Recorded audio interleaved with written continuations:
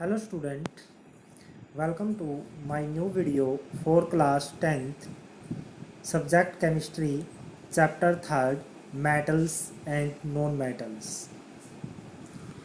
जैसा कि last video के अंदर हमने पढ़ा था फिजिकल प्रॉपर्टीज ऑफ मेटल्स, आज हम पढ़ेंगे chemical properties of metals. Chemical property क्या है?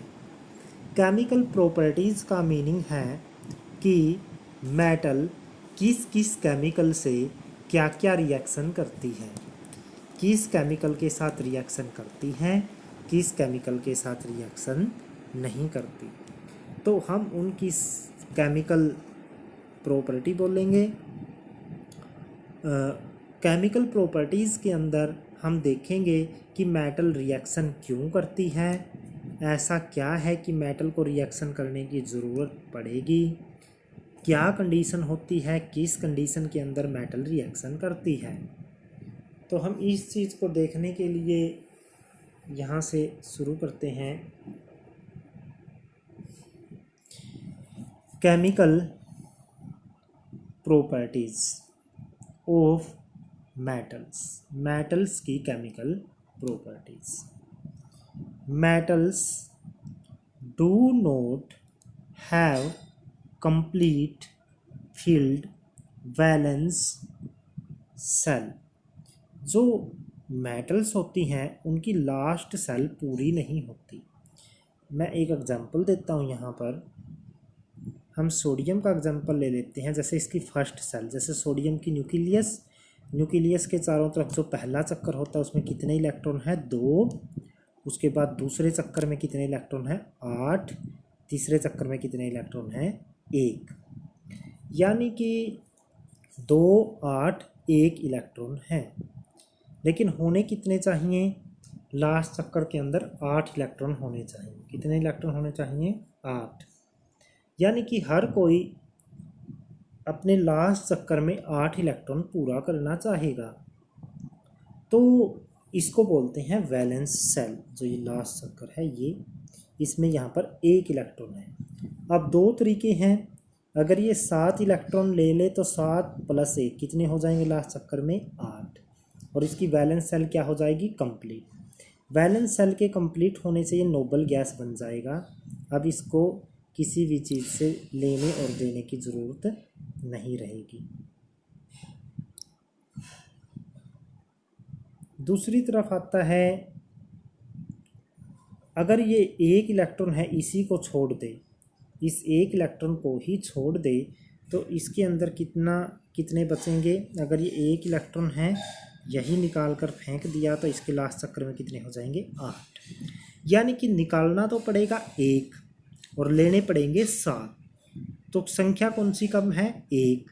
यानी तो इसलिए ये 1 देना पसंद करेगा। इसलिए मेटल अपने लास्ट सेल से इलेक्ट्रॉन देना पसंद करती है और इसी कारण वो दूसरों से रिएक्शन करती हैं।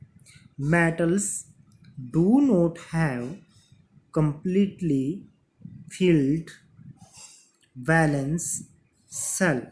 जो मेटल्स होती हैं उनकी वैलेंस सेल कंप्लीटली फिल्ड नहीं होती। These can lose electron to obtain noble gas configuration। Noble gas कौन सी हैं? Helium, neon, argon, krypton, xenon.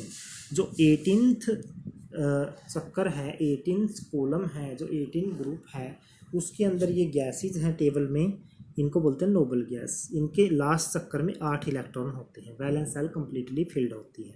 ना ये किसी से रिएक्शन करती हैं, ना इनको लेने की ज़रूरत है इलेक्ट्रॉन, ना देने की। तो उनके कन्फिग्रेशन को प्राप्त करने के लिए या तो ये 7 इलेक्ट्रॉन लेगा या फिर जो ये 1 इलेक्ट्रॉन है इसको देगा। तो इसलिए ये क्या करेगा? मेटल्स अपने इलेक्ट्रॉन को क्या करती हैं? लूज, क्योंकि इनको छोड़ने कम पड़ते हैं, लेने ज़्यादा पड़ेंगे। जो भी मेटल हैं वो मान लो n इलेक्ट्रॉन बाहर निकाल देती है तो उसके ऊपर कितना पॉजिटिव चार्ज आएगा? n positive. दूसरी तरफ सोडियम का एग्जांपल लेते हैं। इसकी लास्ट चक्कर में 1 इलेक्ट्रॉन एक्स्ट्रा है तो ये 1 इलेक्ट्रॉन को बाहर निकाल लेगा। तो इसके ऊपर कितना पॉजिटिव चार्ज आ जाएगा, 1 पॉजिटिव। यानी ये क्या बनाती हैं मेटल, कैटायन, यानी कि पॉजिटिव चार्ज आयन बनाती हैं जिनको बोलते हैं cation. Chemical properties of metals are mostly linked. जो केमिकल प्रॉपर्टी हैं वो किससे लिंक करती हैं, with electron releasing tendency, electron छोड़ने की टेंडेंसी से संबंधित है। Chemical property of metals are mostly linked with electron releasing tendency, electron छोड़ने की टेंडेंसी से संबंधित हैं। Greater is the tendency to lose electron, अगर कोई मेटल की टेंडेंसी इलेक्ट्रॉन लूज करने की ज़्यादा है, more is the reactivity of metal, metal की रिएक्टिविटी क्या होगी, ज़्यादा होगी। अगर किसी की इलेक्ट्रॉन लूज करने की कैपेसिटी ज़्यादा है तो उसकी रिएक्टिविटी भी ज़्यादा होगी। अब आएगा किसके ऊपर डिपेंड करती हैं केमिकल प्रॉपर्टी, इलेक्ट्रॉन रिलीज करने की अक्षमता से। अगर कोई ज़्यादा इलेक्ट्रॉन रिलीज करने की टेंडेंसी है, जल्दी इलेक्ट्रॉन रिलीज करती है, उतनी ही ज़्यादा रिएक्टिव मेटल है। अगर कोई जितनी कम जल्दी यानी कि देर से इलेक्ट्रॉन रिलीज करेगी तो वो कम रिएक्टिव है। Comparison of reactivity of metal, metals की रिएक्टिविटी का कंपैरिजन करना है। Reactivity of metals is compared bye reacting with different substance, metals को डिफरेंट सब्सटेंस के साथ रिएक्ट करवाया गया, उसके बाद उनकी रिएक्टिविटी का कंपैरिजन किया गया।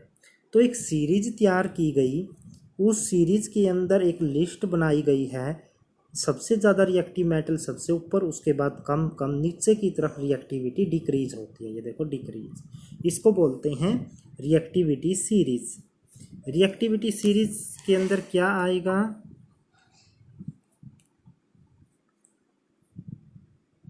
रिएक्टिविटी सीरीज के अंदर क्या आएगा, हमारा आएगा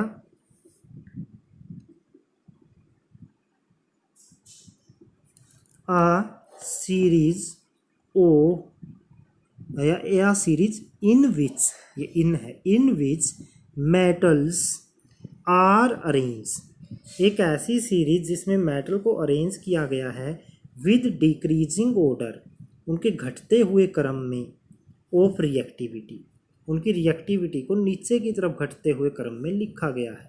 यानी पोटासियम सबसे ज़्यादा रिएक्टिव है तो सबसे ऊपर आएगा, फिर sodium, barium, calcium, magnesium, aluminium करते करते सबसे नीचे आएंगे सिल्वर, गोल्ड, प्लेटिनम, यानी प्लेटिनम सबसे कम रिएक्टिव है। तो ये हो गई रिएक्टिविटी सीरीज, इसके अंदर मेटल्स को नीचे की तरफ घटते हुए क्रम में लिखा गया है, उनकी रिएक्टिविटी कम हो रही है। अब आगे चलते हैं, रिएक्टिविटी सीरीज के बाद रिएक्शन विद ऑक्सीजन, मेटल की रिएक्शन ऑक्सीजन के साथ। Metals react with oxygen to give metal oxide, metal oxygen से रिएक्शन करती हैं और मेटल ऑक्साइड देती हैं।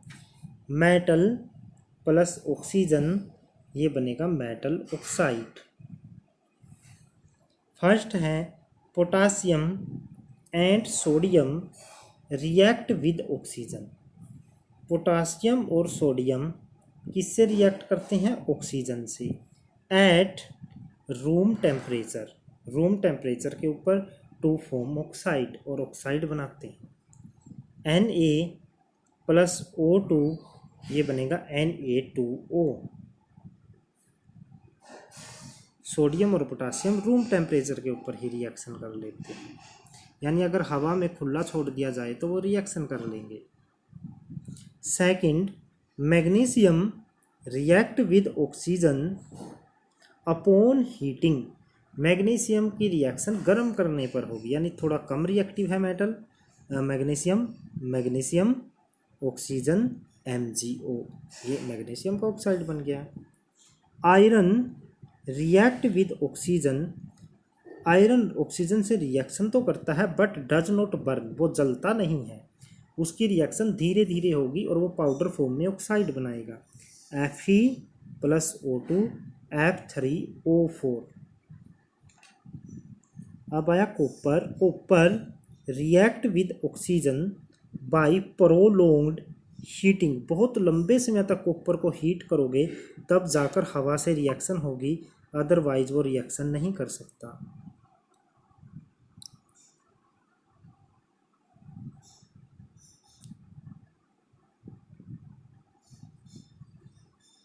Cu+O2 CuO। Silver and gold do not react with oxygen even at very high temperature, silver और gold oxygen से reaction नहीं करते बहुत ज़्यादा टेम्परेचर पर भी, सिल्वर और गोल्ड बहुत ज़्यादा टेम्परेचर के ऊपर भी रिएक्शन नहीं करते। Metal oxide are basic in nature, जो मेटल के ऑक्साइड होते हैं उनकी नेचर बेसिक होती है, यानी वो बेस का काम करते हैं। Metal oxide react with water, हम पहले मेटल ऑक्साइड की रिएक्शन पढ़ेंगे कि वो बेस का काम कैसे करते हैं। पहले हम उनकी वाटर से रिएक्शन करवाते हैं तो वो हाइड्रोक्साइड बनाएंगे जो बेस का काम करते हैं।